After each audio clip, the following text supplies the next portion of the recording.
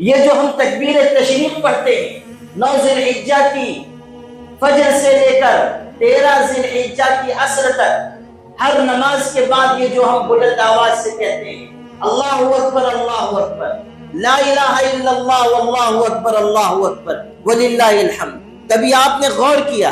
کہ یہ کلمات ہم کو کیوں سکھائے گئے؟ ہر نماز کے بعد بلند آواز سے یہ پڑھنا کیوں مقرر کیا گیا ہے؟ اس کا پس منظر آپ کو بتاتا ہوں جو اسی سے جڑا ہوا ہے۔ جب حضرت ابراہیم علیہ السلام نے حضرت اسماعیل علیہ السلام کو ذبح کرنے کے لیے لٹا دیا اور پوری طاقت سے ان کی گردن پر چھری چلا رہے ہیں، اللہ تعالیٰ نے چھری کو حکم دیا کہ ہر دن تو کاٹتی ہے، آج تجھ کو کاٹنے کی اجازت نہیں ہے۔ اللہ تعالیٰ نے بتایا کہ کوئی چیز اس وقت تک مؤثر نہیں ہو سکتی جب تک کہ ہمارا حکم اور اذن شامل نہ ہو جائے۔ چھری کو حکم ہوا، کاٹنا نہیں، یہ تو اپنی طرف سے ذبح کرنے کی پوری کوشش کر رہے ہیں لیکن گردن کٹی نہیں۔ اور ادھر حضرت جبریل علیہ السلام کو اللہ نے حکم دیا کہ جنت سے ایک میڈھا لے کر جاؤ، اسماعیل کی جگہ اس کو لٹاؤ، یہ فدیہ ہوگا، اسماعیل کی طرف سے یہ ذبح ہوگا۔ آزمائش مقصود تھی، اسماعیل کو ذبح کروانا مقصود نہیں تھا، آزمائش اور امتحان مقصود ہے۔ وہ ادھر سے میڈھا لے کر آ رہے ہیں، حضرت ابراہیم ادھر ذبح فرما رہے ہیں۔ حضرت جبریل نے یہ محسوس کیا کہ کہیں مجھ کو دیر نہ ہو جائے اور اسماعیل ذبح نہ ہو جائے، اس لیے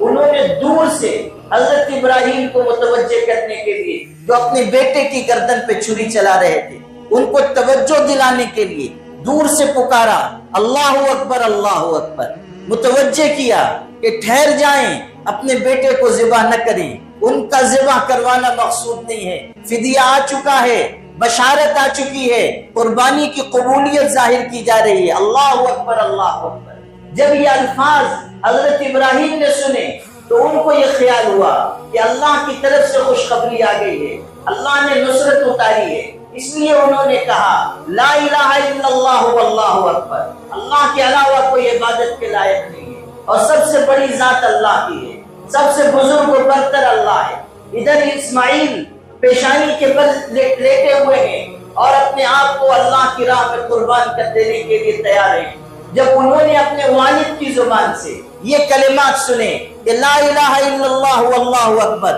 تو انہوں نے بھی سمجھ لیا کہ اللہ تعالیٰ نے میرے لیے مدد و نصرت اتاری ہے، بشارت اتاری ہے، اس لیے انہوں نے کہا اللہ اکبر وللہ الحمد، اللہ تو سب سے بڑا ہے، تمام حمد اور تعریف تیرے لیے۔ اللہ تعالیٰ نے اپنے 3 بندوں کی زبان سے نکلے ہوئے الفاظ، جبریل سید الملائک کی زبان سے نکلے ہوئے الفاظ، ابراہیم خلیل اللہ کی زبان سے نکلے ہوئے الفاظ اور اسماعیل ذبیح اللہ کی زبان سے نکلے ہوئے الفاظ کو جمع فرما دیا اور اس واقعے کی یادگار کے طور پر مقرر کر دیا کہ اب اے ایمان والو، ہر نماز کے بعد تم کہو اللہ اکبر لا الہ الا اللہ واللہ اکبر وللہ الحمد۔ یہ معمولی الفاظ نہیں ہیں، ان سے یہ پورا واقعہ جڑا ہوا ہے۔ اس پر بھی غور کر لیجئے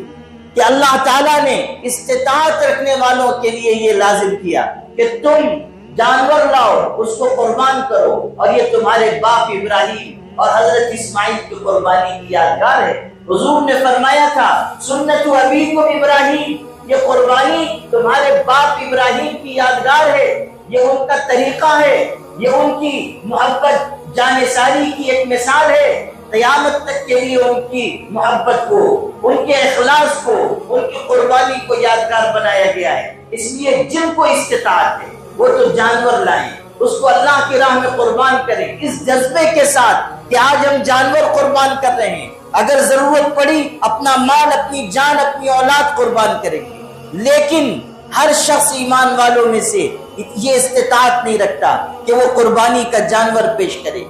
اب وہ اس واقعے کی یادگار کیسے تازہ کرے گا، اس واقعے کی یادگار کو کیسے زندہ رکھے گا؟ اللہ نے ایسے تمام لوگوں کے لیے جن کو استطاعت نہیں ہے، جن کے پاس سہولت نہیں ہے، اللہ نے یہ تکبیر تشریق رکھی کہ تم بھی قربانی کے اس واقعے کو یاد کرو، ہر فرض نماز کے بعد پکار کر کہو اللہ اکبر لا الہ الا اللہ واللہ اکبر وللہ الحمد۔ آپ غور کیجئے کہ کس طرح اللہ نے اس واقعے کی یادگار کے طور پر یہ مبارک الفاظ و کلمات ہمارے لیے مقرر کر دی کہ 9 ذی الحجہ کی فجر سے لے کر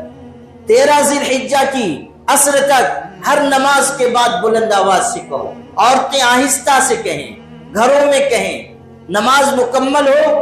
یہ الفاظ یہ تکبیرات اپنی زبان سے ادا کی جائیں. کوئی آدمی آیا 1-2 رکعت اس کی چھوٹ گئی، جب وہ سلام پھیرے گا وہ بھی پھر تکبیر کہے گا. تکبیر کہنا واجب قرار دیا گیا. جس طرح اہل استطاعت پر،